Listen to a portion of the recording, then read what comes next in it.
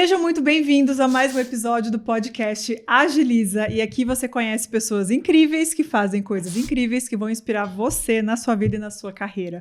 Hoje eu estou aqui com o Maurício Noronha e o Rodrigo Brenner, que são sócios e proprietários da Furf Design. Eles são designers de produto e vão contar pra gente o que eles fazem e, para começar, o que significa Furf, que você já deve estar pensando aí, né? Tipo, hã? O que você quis dizer com isso? Sejam muito bem-vindos. Obrigado. Muito obrigado. É um prazerzaço gigantesco estar aqui e confesso que é um sonho estar fazendo um podcast, participando de um podcast. Super, muito bom. Essa é uma pergunta que sempre surge pra gente e a gente conta agora ou deixa pro final? Vamos contar já, porque eu sei que o povo já tá assim, oi, pera, volta o vídeo aí, que eu volto o negócio que ela falou o nome que eu não conhecia. Tô no dicionário já buscando. Sim, mas a Furf é contextualizando, né? É um escritório de design de produtos, desenho industrial, né? A gente desenvolve produtos para as mais variadas áreas, para mais de 15 países, para infinitos propósitos. Mas tudo que a gente faz tem muito significado. E muita poesia, né? A gente tenta trazer isso para o dia a dia das pessoas. Então, como tudo que a gente cria tem tanto significado, a gente precisava batizar isso e a gente buscou uma palavra que não existe em nenhuma língua, em nenhum lugar do mundo, justamente porque por ela não ter nenhum significado, ela é a única maneira de ter todos. Aí é um jeito de a gente até questionar de volta, né? O que é Furf pra você? Acho que você pode responder essa pergunta. Que ótimo. Isso é muito bom, né? Bom demais. E eu acho que o engraçado é que virou verbo, virou adjetivo. Às vezes o cliente fala, olha, eu tenho esse produto, mas precisava dar uma furfada nele. Dizem que os nossos fãs são as furfetes, os furfinhos, quem trabalha com a gente. Então é legal de ver isso. Como o Mário comentou, tudo nosso tem um porquê, tudo nosso tem um significado. Todas as nossas criações a gente tem uma obsessão, assim, de todos os porquês ali estarem bem redondinhos. E é justamente isso. Justamente o nosso nome não tem nenhum significado. Furf não tem nenhuma cor. O nome Furf não tem nenhum significado. Justamente que é assim que a gente pode estar em constante mudança. E ao longo de 12 anos é isso que a gente tem feito. Acho que a gente mudou muito, transformou muito. E até uma outra coisa legal de falar você até perguntou o que significa Furf, né? E a Furf Design. E a gente vê que muita gente não sabe o que design significa. Ótima pergunta, porque eu vou chutar que para muita gente design é desenhar, boa, né? Tipo, você vai desenhar um negócio aqui para mim, né? Ótimo. Desenho, estética. Gráfico, não né? Tá errado. É assim, só que muita gente acha que vem do inglês, né? Design. É chique, gente. Chique. E aí tudo virou design. Virou cake designer, virou designer de sobrancelhas, virou garden designer, tá, beleza. Só que a palavra design ela não vem do inglês, na verdade a origem dela é latina, né? Vem do latim, que é designum. Então a gente realmente poderia traduzir para português como significado. Design é literalmente significado. Então o designer é aquele ou aquela que põe significado em alguma coisa. E isso que é legal, a gente não tá falando de desenho, a gente não tá falando de forma, função, essas coisas clássicas que a gente aprende na universidade, né?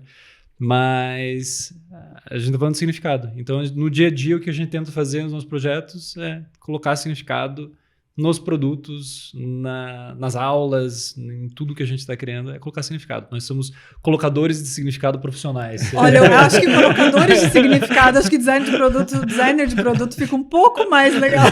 Ia ter que trocar o cartão. Vai ter que mudar tudo na página de vocês, não vai rolar.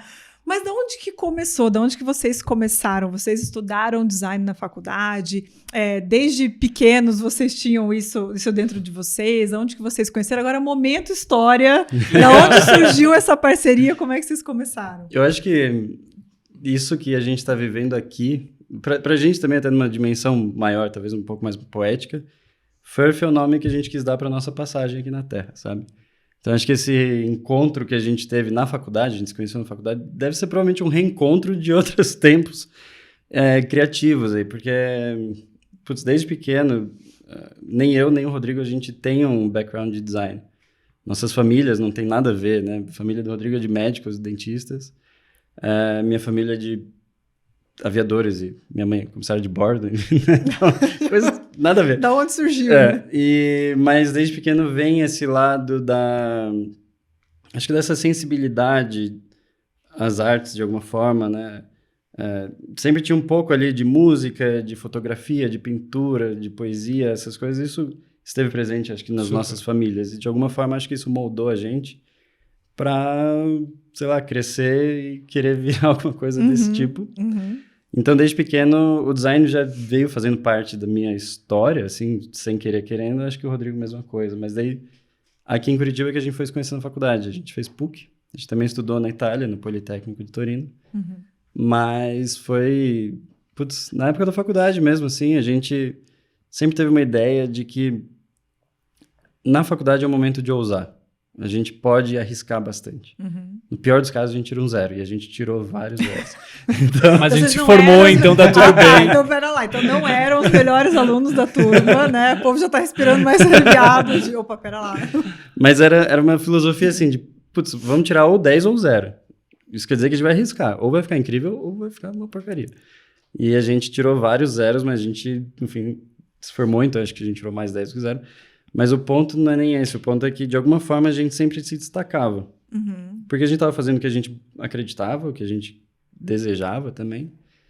E, individualmente, meus projetos destacavam, os projetos do Rodrigo se destacavam. Foi um professor nosso que um dia falou, por que vocês não fazem algo juntos?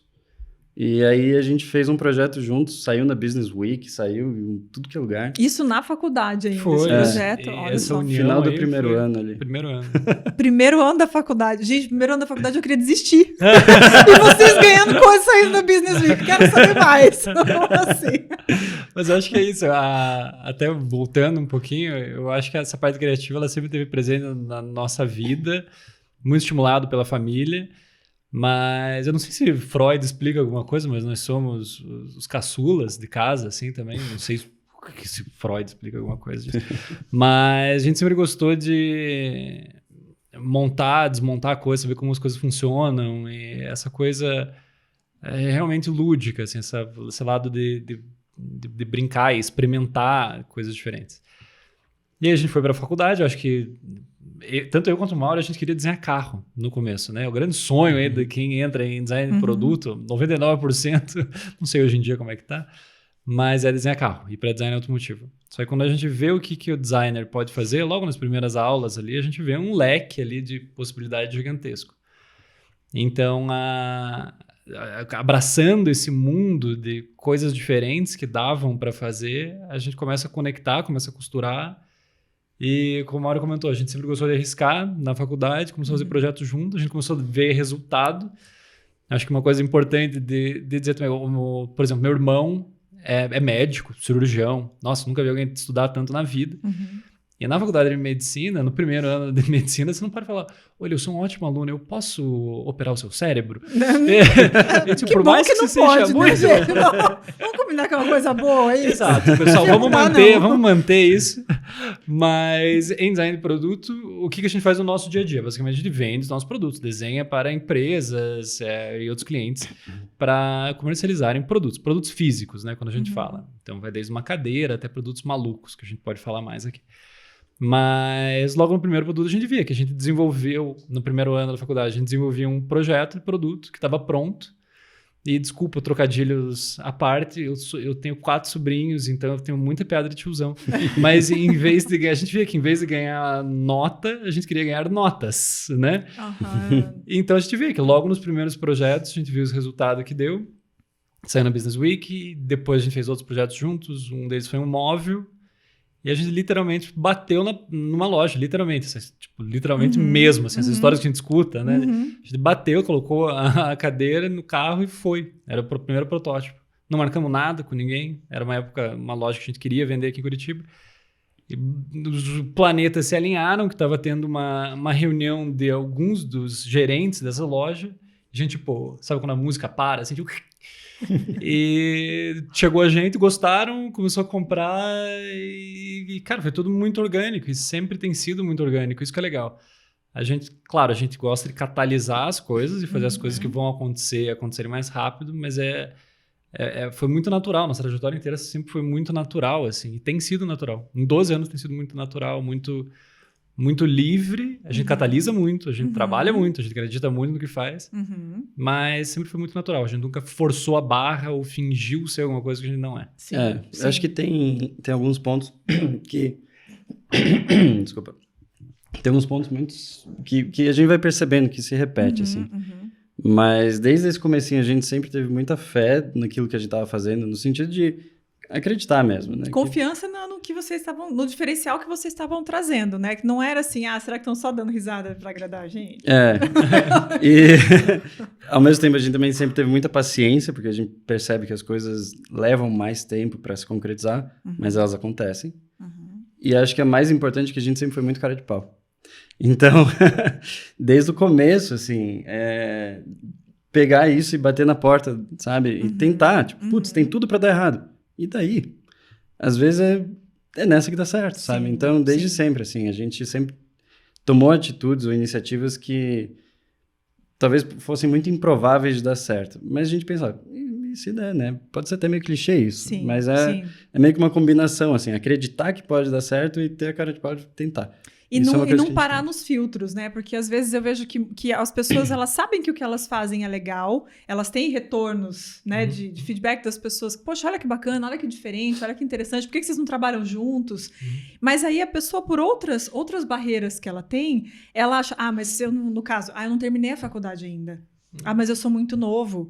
Mas eu moro numa cidade pequena. Ou, será que vão querer isso? E começa o será, o ou, não sei o quê. E para. E o processo natural que vocês tanto comentaram aqui, né? Do orgânico aconteceu, parece que o próximo passo era óbvio. Ele se bloqueia. E não porque a pessoa não era competente, ou inteligente, ou criativa, ou o que ela queria fazer era muito bom. Aí eu queria que vocês falassem um pouquinho mais sobre isso, né? Que a gente estava comentando um pouquinho antes aqui de começar, porque sim, a gente conversa antes do podcast. Que desde então, vocês já na faculdade começaram a empresa de vocês. Então, não precisou ter a formatura, trabalhar num outro lugar, se frustrar e voltar. Vocês já deram esse passo, o que não é muito comum, né?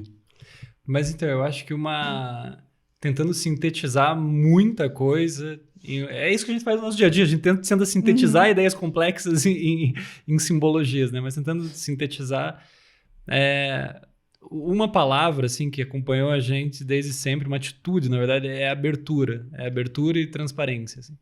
Sempre que você está aberto para o mundo, você está numa posição mais vulnerável. Óbvio que aconteceram e acontecem coisas, acontece frustração diariamente, é óbvio. Aconteceram grandes frustrações profissionais, mas quando você está aberto, né, coração aberto, você não está com uma armadura ali do mundo que você coloca, o que a sociedade coloca, o que, enfim, está ali em você. Quando você está aberto, você está muito mais vulnerável. E você vai levar porrada, você vai levar muita porrada. Só que quando você está aberto, você está sendo autêntico, você está sendo você mesmo e você está aberto a receber e conseguir captar e ter a sensibilidade de ser uma anteninha que consegue captar essas coisas. Então, acho que desde sempre a gente foi aberto e continua sendo aberto. Assim. A gente nunca se limita, né? Tem em entrevista, assim, sempre clássico, assim, vira e mexe, perguntam pra gente. Não sei se vai perguntar isso pra gente, mas sempre perguntam sobre... Se eu ia... Deixa eu sentir o tom. Se você quer pergunta bosta, eu já vou trocar aqui. Mas sempre falam, como é que vocês pensam tão fora da caixinha? Como é que vocês pensam tão fora da caixinha? E a nossa resposta sempre foi, que caixinha? Tipo, não existe caixinha. Resposta maravilhosa. Tipo, não existe caixinha. Como a gente pensa? A gente só pensa. Ninguém colocou uma caixinha. Então, dissolve a caixinha e ter essa transparência, ter essa abertura. Assim. Então, é isso que tem acompanhado a gente desde sempre. E eu acho que isso tem muito ligado à nossa personalidade, né? Isso não aprende na faculdade. Então, como o Mauro, quando fala de ser cara de pau, isso ser cara de pau é ser aberto. Você sabe que vai levar porrada, a gente tentava entrar Tenta ainda, talvez. Entrar em festa, tipo, em festa Semana Design Milão, que a gente não foi convidado para tentar o contato com a pessoa que tá lá, é importante. E a gente conseguia. Isso que é legal.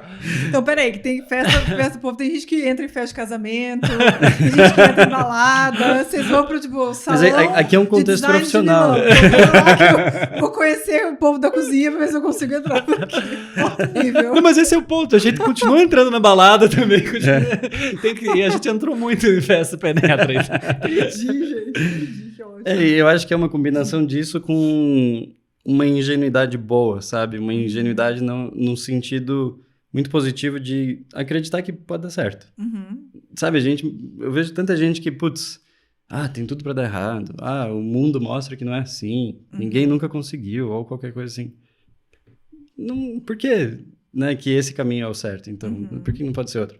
Então, acho que é uma combinação de todos esses pontos, assim, Sim. que faz muito sentido pra gente. E o que vocês, quem for conhecer vocês, até a gente vai deixar aqui embaixo, né, tanto do podcast do Spotify quanto do YouTube, os contatos de vocês, a galera vai ver um monte de produto bem interessante, bem diferente. Alguns vai ter que olhar e falar, mas o que é isso aqui mesmo? A gente faz isso, a gente também não... O que é isso aqui mesmo? Que negócio é esse?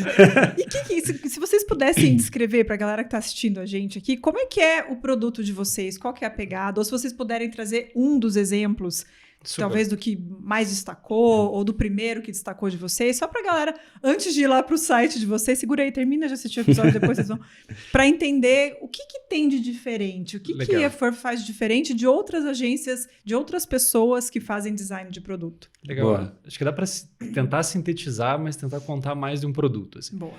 A gente brinca que teve... Claro, todo projeto nosso é muito importante, mas a gente teve 2 grandes booms, assim, que foram bem pontuais, assim, foram saltos quânticos, assim, né? O primeiro deles foi um móvel que a gente fez ainda na faculdade, que se chama Banqueta Anjinho. É uma banqueta. Imagina aquela banqueta mais tradicional que se vê de pinos para ser vendida. E a gente colocou nessa banqueta, desenhou uma asa de anjinho. E essa é uma banqueta para criança. E a gente tirou a foto, como o Mário comentou, tanto eu quanto ele, a gente sempre foi apaixonado por fotografia, a gente mesmo tirou a foto, então a gente não tinha grana para contratar um fotógrafo nem nada.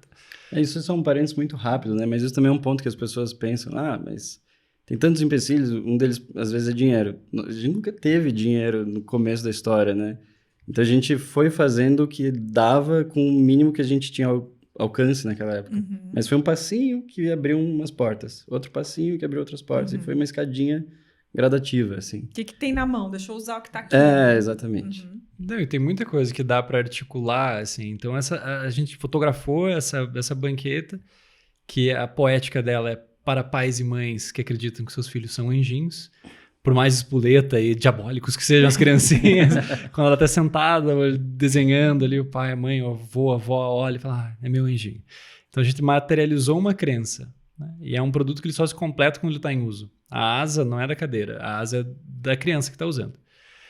Então nisso, se a gente fosse entrar numa questão de semiótica, entrar na teoria ali dele, a gente podia passar horas aqui falando. Só que isso foi muito legal, foi o nosso primeiro produto a ser exposto em Milão, depois que a gente fotografou ela e lançou na internet. Então a gente mandou para os principais sites de design do mundo na época e saiu, começou a viralizar.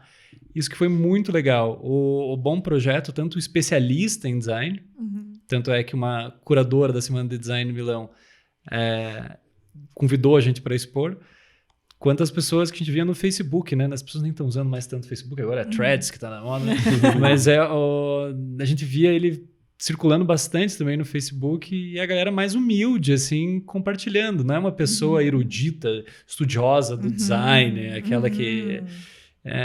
E isso que a gente vê. Então, o bom produto, ele consegue incluir muita coisa, consegue ser uma coisa bem inclusiva. A gente pode falar bem mais de inclusão daqui a pouco, porque é um outro tópico que conta uma história, costura, né? Eu achei tão né? legal isso que você comentou, porque, poxa, é uma banqueta, tá? Banqueta para criança.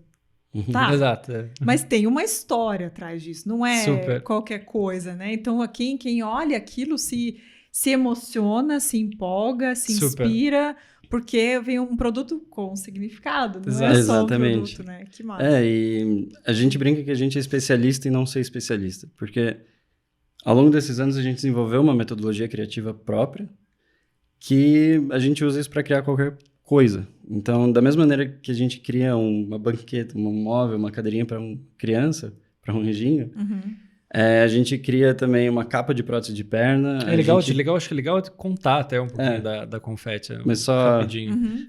É um exemplo super legal mesmo. Mas uma capa de prótese de perna, um produto para limpar corpos de água urbano com remediação por microalgas, sabe? Coisas maluquíssimas, por aí vai, né? Mas o ponto principal que a gente sempre tem é o que de fato a gente está trazendo para o dia das pessoas.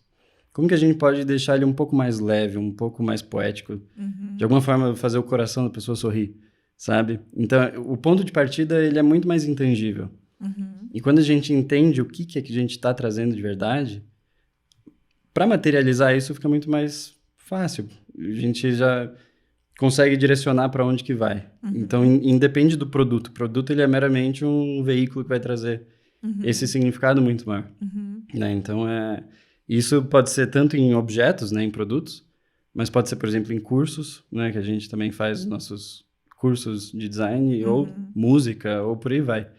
Então, é muito mais sobre a essência. E esse é o ponto de partida. Nossa. E daí, voltando o gancho, né, o ponto de partida da capa de prótese de perna também é um negócio que a gente gosta muito, assim. Eu acho que contando quem quiser ver depois todos os projetos, é uma coisa maluca, assim. Mas o primeiro produto, vamos dizer, um pouco mais tradicional, que a gente fez na mão, usando a maquetaria da PUC, lançou na internet. Teve essa grande conquista de expor na Semana de Design em Milão, foi um negócio incrível, que era um sonho, assim, que se concretizou no segundo ano da faculdade. Então, tipo, louco isso acontecer. Mas, fast forward aí, a gente foi chamado por uma empresa de artigos ortopédicos de prótese e órteses, líder de mercado aqui no Brasil, para desenhar uma capa de prótese de perna. Bom, o que é uma capa de prótese de perna? Essa pergunta que eu ia fazer agora. Que bom você é bom de lembrantes também, vamos lá. Bom, vocês devem lembrar quando vocês viram alguém com uma amputação, principalmente de perna, fica aquele tubinho, né? E os amputados acham estranho, pessoa na rua, a criança, aponta, acha estranho. E é um corpo estranho, né? Tipo, é uma parte ali que está fazendo uma prótese. Então você vê aquilo. Só que o que a gente viu? Com aquele tubinho, existem algumas soluções que são uma capa que devolvem o volume da perna, né? Para que, use depois calça, vestido, com mais conforto ali, para não aparecer só o tubinho. Só que a gente viu que principalmente perdia o volume, mas perdia muito da autoestima. Então, o que a gente via? Quais são as soluções que existem hoje no mercado? A gente não inventou a capa de prótese de perna, mas a gente viu que tinham basicamente dois tipos. As que tentavam imitar a pele, que eram principalmente dadas pelo SUS ali, que é uma espuma, que, para ter uma ideia, na época, hoje deve estar mais caro, né? Mas na época custava R$ 1.200, mais ou menos, só a capa. Meu Deus! E daí tem outros caminhos, que seriam outro caminho extremo, que surgiu principalmente na Alemanha e no Canadá, que são algumas soluções que elas fazem capas de impressão 3D, que é super legal, super colorido, super descolado, que é como se fosse um acessório mesmo. Só que qual foi o pulo do gato? A gente quis entender, enquanto uma custava R$ 1.200, essas capas que chegavam até o Brasil, das principais marcas, elas custavam R$ 4.000 na época. Ou seja, muito pouca gente podia muito ter. Muito pouco, né? E tanto no Brasil quanto no mundo, porque tirando os Estados Unidos, os países que mais têm amputados é China, Índia e Brasil. Então, países aí em desenvolvimento. Então, a gente quis entender o porquê raios são produtos tão caros que existem hoje. E a gente descobre que são como se fossem produtos de alfaiataria. Você precisa de um blazer novo, você precisa de um pijama novo, você precisa de qualquer coisa, você vai no alfaiate, ele te mede, pega todas as medidas e fica ali perfeito para você, só que se você engorda, emagrece, cresce, já não serve tão bem e principalmente ele é muito caro. Então o que a gente fez foi, depois de ter pesquisado muito e conversado com muitos amputados, ver que era possível de inventar a camiseta tamanho M, que serviria a grande maioria deles.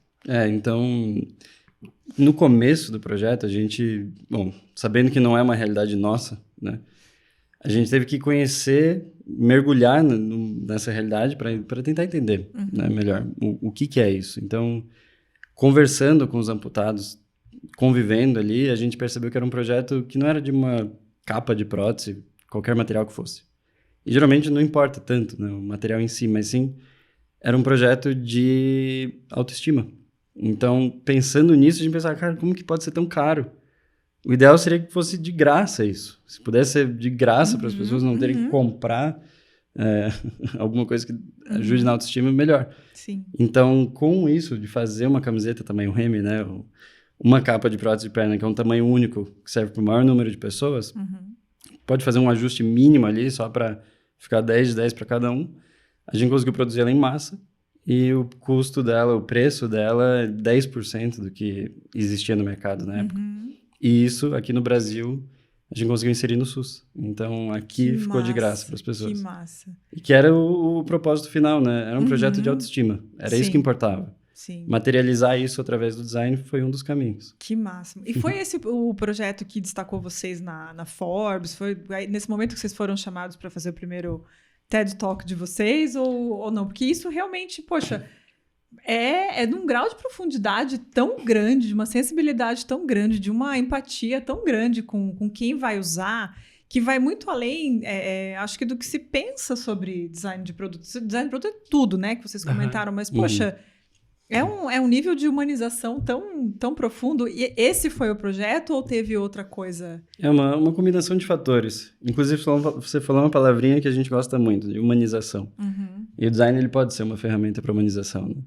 Agora, acho que é uma somatória de fatores ao longo desses 12 anos, ao longo de diversas conquistas que foram surgindo daquele jeito. Bem orgânico, devagarinho, um passo atrás do outro, um degrauzinho aumentando, assim. Foram surgindo conquistas, foram surgindo exposições Salão do Design de Milão, na China, enfim, premiações e por aí vai. E esse acúmulo de coisas junto com o projeto da Confetti. A Confetti também foi o nosso segundo grande boom. Confetti é a capa. É a capa de pratos de pé. Então, porque confete, né? A gente sempre tem uma simbologia grande por trás, tirando o nosso nome, mas a empresa é carioca. E a gente ficava pensando, se ele é um produto democrático, né? O que é um confete? Um pedacinho de papel, né? Ele é um pedacinho de papel colorido, que a origem, por sinal, é francesa. Curiosidades sobre confetes, né? Vocês estudaram, eu jamais que ia colocar o nome do negócio sem estudar muito porque que era, né? Mas tem uma essência, né? Tem uma bossa brasileira no confete. E o confete ele é um pedacinho de papel, que ele é colorido, ele é leve, é rico, pobre, novo, velho, homem, mulher, independente de gênero, todo mundo usa. E se usa no momento da alegria. Então fez muito sentido a gente usar essa simbologia. Então a confete, ela é uma capa de prótese de perna produzida em larga escala. Hoje ela está em mais de 25 países. Uau, é uma das opções mais acessíveis em 25 países. E ela tem um sistema de perfuração nela, que ajuda a customizar. A grosso modo, né? É como se fosse um Crocs, vamos dizer assim, que tem aqueles furinhos, para o pessoal entender. Mas Crocs está voltando a ser cool, tá voltando a ser cool. Só que os furos não são furos iguais ao Crocs. Eles parecem confetes. Quando você joga para cima um monte de confetes, formam elipses, né? Então, tendo esse movimento, a gente se inspirou muito no confete. E daí foi a nossa segunda grande explosão assim para fora, principalmente. A gente conquistou os 3 maiores prêmios de design do mundo e tantos outros, né, com esse projeto especificamente. E é louco, assim, porque a Confetti é o único produto na história que tem o Red Dot, o Landicane e o IF. Que são esses 3 prêmios. São esses 3. O IF eles chamam de Oscar do design. Então, para ter uma ideia, assim, no ano que a gente ganhou o Red Dot, quem ganhou na categoria automotiva foi a Ferrari, tecnológica foi a Apple, área médica foi a gente, e isso é muito doido. E a festinha foi muito boa. Excelente. Vocês foram convidados, não entraram pela cozinha. Exato. Essa a gente tava até no primeira! Muito massa. E daí com isso tudo, né, que a Confetti proporcionou pra gente, e mais outros tantos projetos, daí surgiram. Aí virou um caminhão de coisas. Aí capa de revista, Forbes, palestras no TED. E não só a Forbes, mas a Forbes Under 30, né? Que é de jovens talentos, né? De quando a gente era Under 30. Tem cabelo branco. Já faz pouco tempo. Tipo anteontem, assim. Mas acho que até a questão da Forbes, ela foi uma conquista gigantesca, assim. Acho que existem conquistas diárias, existem grandes conquistas que aconteceram. Mas a gente fala muito sobre as chancelas, né? Quase que diga com quem andas que direis quem é. Sim. Baita carimbo do passaporte. Super, né? Exatamente, super. E eu acho que o design, vamos ser super aberto e transparente, o designer formado e a área, assim, ela tem uma... Você não é alguém que se imagina que vai ganhar muito dinheiro, não é alguém que entende de negócio, não é alguém que é, um businessman, uma businesswoman, né? Que vai gerar isso. Então, o designer como diria meu irmão também, são os artistões. Até hoje ele chama a gente de artista. Mas são os artistões, né? Quase o vender miçanga na praia. Chega perto. Chega perto. E muitos designers são assim. Mas a gente sempre gostou tanto da parte poética quanto a parte de negócios. Porque, bom, claro, mas a gente sempre viu, através dos negócios, uma forma de produzir em larga escala o bem. Então, quanto mais clientes a gente tem, quanto mais produtos a gente faz, e o que a gente faz é colocar bons significados, é fazer as pessoas repensarem, o coração sorrir, como o Mauri comentou. Quanto mais produtos a gente produzir, melhor. Então, a gente foi nessa pegada de produzir cada vez mais coisas com mais clientes. A gente começou a receber esse reconhecimento. Bons produtos, bom design vende. E isso é muito legal de ver o impacto que a gente tem dentro de startups ou empresas maiores. Hoje a gente tem clientes super legais que faz desde do Boticário, Natuzzi, Walt Disney, National Geographic, que é cliente nosso. Mas desde empresas muito pequenas até empresas grandes, a gente vê o impacto que a gente tem dentro da empresa. Então, se um produto vende bem, tem sucesso, lá dentro, pessoas vão subir de cargo, quem estava envolvido naquele projeto, novas pessoas vão ser contratadas, e nisso a gente gira a economia. Sim. Então, isso sempre foi uma paixão nossa. Então, sair na Forbes, eu acho que foi muito legal, foi um reconhecimento, assim. Aí, tipo, ei, os moleques entendem um pouco do negócio agora. acho que eles estão fazendo um negócio legal aqui, deixa eu mostrar, né? Isso. Então, foi muito legal, foi esse carinho no passaporte. Eu gostei. E o legal, assim, acho que todo mundo pelo menos é a impressão que eu tive, eu vou analisando, né? A gente conversou, inclusive vamos falar aqui de onde que eu conheço essas duas pessoas, né?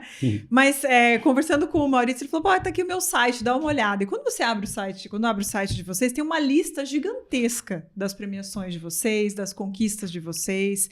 E para muitas pessoas, a gente está falando de empreender, de ser empresário, de pensar tanto da parte dos negócios quanto... Porque ela não está totalmente dissociada da parte criativa, né? Da essência de vocês. Mas alguém pode olhar e falar, nossa, a vida deles é fácil, tranquilo, eles não têm desafio, eles são super seguros, não passam perrengue de nada, já sabem de tudo, dominaram o jogo. E acho que não é bem por aí, né? Não, super. Acho que tem uma historinha legal, acho que de contar, assim. A gente vive de uma forma muito leve. Então, a nossa vida é leve, abre aspas, é fácil, mas isso não significa que não tenha trocentos desafios, né? Acho que não são coisas diferentes, assim. Mas teve um episódio que foi muito marcante, assim, pelo menos para mim, que foi uma epifania muito grande. Eu e o Mauro, a gente foi nomeado para receber um prêmio que era uma premiação de ecodesign, e essa premiação era co-criada com a ONU, o Departamento de Desenvolvimento Industrial da ONU, que se chama UNIDO, né? E a gente era finalista e foi convidado para ir para a China, e a gente está falando do período pré-pandemia ali ainda. A gente foi para a China e assim, foi um negócio surreal, motoristas, assessores, fotos, mídia, fãs, tipo, deixa eles autógrafos, galera depois. Mas uma coisa insana, assim, a gente sentiu um pouco o Brad Pitt ali mesmo. Era a galera correndo atrás da gente no lobby, era um troço louco. Isso era bizarro. Engraçado. Bizarro. E aconteceu a cerimônia de premiação, a gente ganhou, foi o único projeto da América Latina que foi premiado. Foram 5 projetos no mundo. E daí a gente palestrou na ONU lá e foi um negócio surreal, assim. E nisso a gente tava num resort incrível também. Tava na festinha dos premiados. Nessa também fomos convidados. Nem todas a gente tem que invadir. Tá vendo? Mas assim, eu acho que ao mesmo tempo, acho que a sensação de cada conquista é quando você sobe uma montanha. Você tá no topo de uma montanha, assim. E essa até então tinha sido, assim, foi a sensação de... Eu confesso que eu uso essa analogia, mas eu nunca escalei uma montanha. Mas a sensação deve ser muito legal. Mas a sensação foi que a gente tinha realmente escalado a montanha mais legal. A gente tava assim, a gente tava na beca ainda, a gente tava de terno, com prêmio, palestrando na ONU, tava um negócio surreal. Assim. Então a sensação foi, a gente tava no topo de uma montanha. Só que é tipo aquela cena, assim, sendo bem visual, que o topo da montanha tá além das nuvens. Eu acho que fazia muito tempo que a gente estava escalando uma montanha e a gente estava nas nuvens, né? E quando a gente conseguiu subir nela e falou, nossa, que maravilha, que conquista! A gente reconhecemos todos os reconhecimentos que a gente já teve. Só que naquele momento, assim, que a gente subiu naquela montanha gigantesca, acho que deu para ver em volta a quantidade exorbitante de montanhas que tem, trocentas montanhas maiores, outras montanhas além que a gente não consegue nem enxergar. Assim. Então, a gente teve o prazer de conhecer o Marcelo Gleiser, um astrofísico brasileiro genial. Assim, ele tem um livro que ele fala da ilha do conhecimento. Né? Quanto mais você sabe, mais aumenta a tua ilha do conhecimento. Né? Vai aumentando a tua ilha. E em volta tem o oceano do desconhecido. Então, quanto mais você sabe que não sabe. Uhum. Então, acho que quanto mais a lista aumenta, mais a lista que a gente vê de coisas que são possíveis de fazer aumentam. Então, ao mesmo tempo que a gente reconhece, a gente comemora essa conquista, a cada escalada nova a gente vê.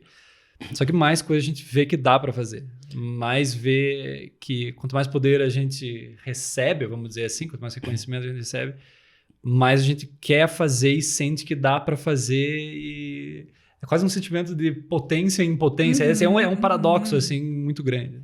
E no começo, né? Bem no começo, a gente simplesmente foi. A gente não ficou pensando, será que vai dar certo? Será que vai dar errado? Vamos planejar 100% tudo antes de começar. A gente foi indo. A gente faz isso até hoje. Né? Então, é de novo um pouco aquela ingenuidade nisso de acreditar que pode dar certo. A gente tem nossos objetivos, a gente tem nossos sonhos, a gente tem uma parede cheia de post-its de objetivos, assim, que a gente já vai tirando ao longo do tempo, mas a gente simplesmente foi indo. E é como o Rodrigo falou, como hoje a gente tem uma lista maior de conquistas e tudo mais, talvez venha um pouco mais o pé no chão, mas ao mesmo tempo dá para sonhar ainda mais, porque se tá dando certo, até onde dá para ir, né? Então, isso é muito louco. E eu acho que um gancho também que puxa com um pouco de cada uma das histórias que a gente contou até agora é como cai a ficha de que o mundo é feito de pessoas. E é isso. Né?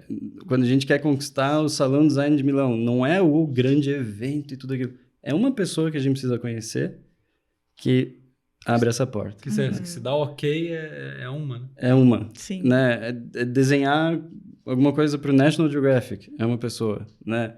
E por aí vai. Então, entender e ter esse pé no chão de que o mundo é feito de pessoas, quanto mais amigos você tem, mais chance tem de tudo dar certo. E isso também vira dinheiro e vira todas as outras coisas que vêm junto. É maravilhoso. Então, é ter essa percepção esse mesmo. Conhecimento e entender que é disso, né? Até estava comentando antes aqui da onde que a gente conhece. Eu conheço você, Maurício, do Método De Rose, que a gente praticou junto, sei lá, deve fazer uns quase 10 anos por aí, porque é mais ou menos hoje, acho que hoje, eu fiz 8 anos de De Rose. Aí, ó, tá vendo? A gente se conhece há esse tempo. Não, por aí, é esse tempo. E aí, tem que contar parabéns pro cabelo. Invertida, né? Tem que ser. Eles vão odiar ouvir a gente falando isso. Mas aí, você vê como conhecer pessoas, né? Tá aberto. Olha como junta tudo, né? Que vocês comentaram. Tá aberto. A gente tá aberto, conhecer pessoas. Sei lá, 8 anos atrás, talvez, quando a gente se conheceu, a gente jamais imaginou que estaria gravando um podcast hoje, que eu conheceria o Rodrigo a partir de você. Né? E a gente sabia que são pessoas e a gente tem em comum, né, que nós três praticamos yoga, a gente cuida dessa parte interna nossa para dar conta de fazer esses próximos passos, dar conta de seguir com as montanhas que a gente quer escalar, né, com as outras coisas que a gente sabe que a gente consegue fazer e saber que vai acontecer organicamente, que organicamente não quer dizer que você vai ficar em casa parado, né? Só recebendo a luz do sol, não é isso, não é organicamente, é muito trabalho, mas é você saber com essa... Eu gostei muito do que você falou, Maurício, dessa ingenuidade, assim, né? De, poxa, eu tô aqui fazendo e vai acontecer, vai dar certo, né? Vai porque eu consigo, porque eu tô dando os passos, eu conheço as pessoas, se eu não conheço, eu vou conhecer agora, vai abrir uma porta e você fazer. Simplesmente fazer. E fazer muito, né? Muito, não, né? É uma ingenuidade, mas o outro lado, acho que os outros 99% é a gente fazendo muito. Mas que sem essa, a gente não consegue. E para quem olha, né? Vai olhar vocês, vai assistir vocês e falar, meu Deus, foram além, uau! Sim, é por isso que eles estão aqui, por isso que foram convidados, mas é tão uma habilidade do ser humano que algumas pessoas colocam em ação, outras não. né? E a gente, que legal que vocês têm essa abertura para Exato, ser super. tudo que vocês podem ser e um pouco mais, e descobrir que ainda podia ser mais, quando chega lá em cima dá para fazer mais.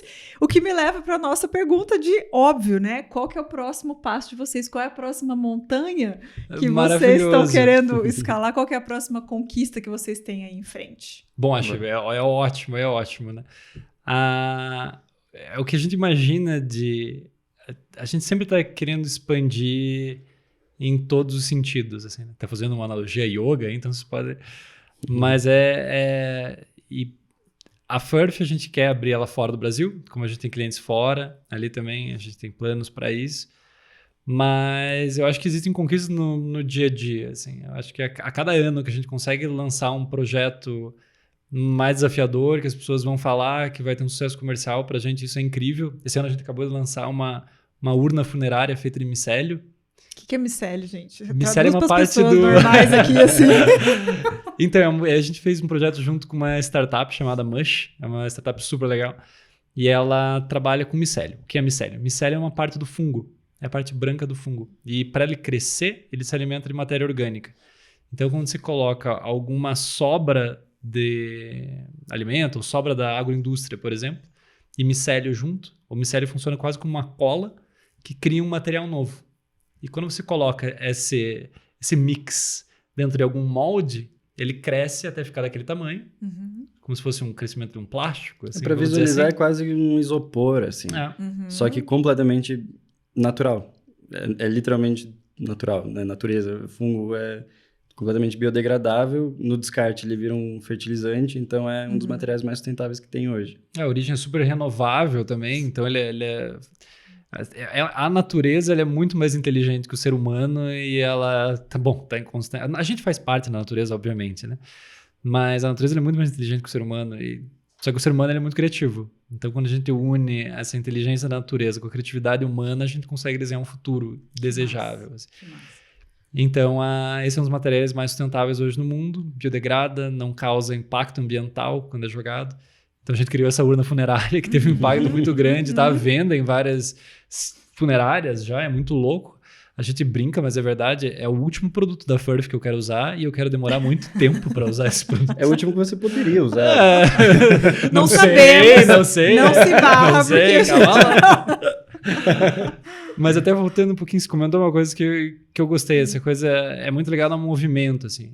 Ficar parado em casa não resolve coisa, né? A não ser que faça home office, daí talvez resolva. Mas eu acredito que é o movimento, assim. Até para os nossos alunos, eles falam muito, nossa, estou aqui com... Essa é a voz dos nossos alunos. Né? Nossa, estou aqui com bloqueio criativo. Nossa, o que vocês fazem com bloqueio criativo? Né? Bloqueio criativo. E não existe bloqueio criativo. Para a gente não existe bloqueio criativo. Existe inércia criativa. Quando você está parado, não tem. Quando você está fazendo qualquer outra coisa, você vai caminhar no parque, você vai fazer uma prática de yoga, você vai fazer um novo amigo, você vai tomar um café e conversar com a mesa do lado. Assim. É essa abertura, é essa expansão que que te faz o movimento. Eu acho que o movimento é natural, a inércia não, né? O nosso corpo agora, por mais paradinho que a gente esteja, nosso corpo tá bombando por dentro, né? O coração, o sangue, a gente nunca tá parado. Então é muito louco imaginar que existe uma inércia. O planeta Terra, a gente tá numa velocidade louca aqui rolando também agora, né? Então acho que é sobre o movimento, a gente tá sempre fazendo coisa. Então acho que vai muito do ir e fazer sem medo, sem armadura e com abertura. Até rimou sem querer. Treinou essa rima em casa antes de vir pra cá, né? Na verdade, não treinei, era ChatGPT. Já escreveu tudo, desenhou bonitinho. Tava ali, pronto. Né? Que massa. E tem uma galerona que vai assistir a gente aqui. Aqui a gente vai ter professores assistindo vocês. É legal que você comentou que vocês têm os cursos de vocês também. Mas a trajetória de vocês, a carreira de vocês, tem muita coisa para inspirar e... Por mais que a gente sempre tenha o que aprender, com certeza vocês têm muito para ensinar para quem está assistindo a gente. Então, eu queria que vocês deixassem uma mensagem para quem está assistindo e pensando, poxa, que legal, eles fazem uma coisa totalmente diferenciada, totalmente natural, porque é o óbvio deles, né? Fazem a diferença dessa forma, são premiados e bem remunerados e tudo dessa forma. Como que vocês poderiam deixar uma mensagem para a galera que vai ouvir e vai falar... boa. Vou lembrar do Maurício, vou lembrar do Rodrigo, e quando eu estiver passando por alguma coisa, quando eu achar que eu tô tendo um bloqueio criativo, vou lembrar daqueles caras. Quantos minutos pode ter essa resposta? Eu ouvi dizer que no YouTube tem um limite. Mas, bom, tentar sintetizar, assim, um conceito muito forte que a gente tenta implementar diariamente na vida, né? Quando a gente está falando de vida, é vida ampla, não é só profissão, não é só vida pessoal, não é só dentro de casa, mas é o modo mais amplo possível. A gente acredita que é inclusão. Uma palavra-chave é inclusão. É viver radicalmente a inclusão. O que é a inclusão, né? Trazendo para o mundo do design de produto. É incluir diferentes materiais, é olhar o que os cientistas estão fazendo, olhar o que as pessoas tradicionais estão fazendo. Então, a gente desenvolve produtos feitos de madeira? Desenvolve. A gente desenvolve produtos feitos de micélio? Desenvolve. E está sempre querendo aprender mais. A gente sempre está querendo ter mais opções no nosso portfólio. Então, incluir diferentes materiais, incluir diferentes áreas. Então, a gente desenha para a área médica, a gente desenha para a área funerária agora? Pois é, né? Funerária. A aba funerária entrou na página de vocês. Muito bom. Móveis, gadgets e tudo a gente quer abraçar cada vez mais. Cada vez mais pessoas diferentes. A gente ama conversar com antropólogos, psicólogos, professores. Quanto mais a gente conseguir incluir, melhor. Não tentar se colocar dentro de uma caixinha, né? Justamente dissolver a caixinha, incluir o máximo de conhecimento possível. A gente sempre fala isso, principalmente com a nossa estagiária, né? A gente dá uma estagiária que está na Holanda agora. E ela fala, acho muito legal as referências que vocês têm, assim. E o que a gente provoca é sempre, se vai conhecer uma cidade nova, por exemplo, vai comer a comida de rua da cidade, mas vai no restaurante Michelin que tem lá. Nem que seja para comer uma entrada, que talvez custe o mesmo preço de um dogão. Vai ser uma entradinha mais pequenininha. Mas tem experiência de ir num lugar assim. Viva o máximo possível, inclua o máximo de coisas para ter cada vez mais ferramentas ali dentro.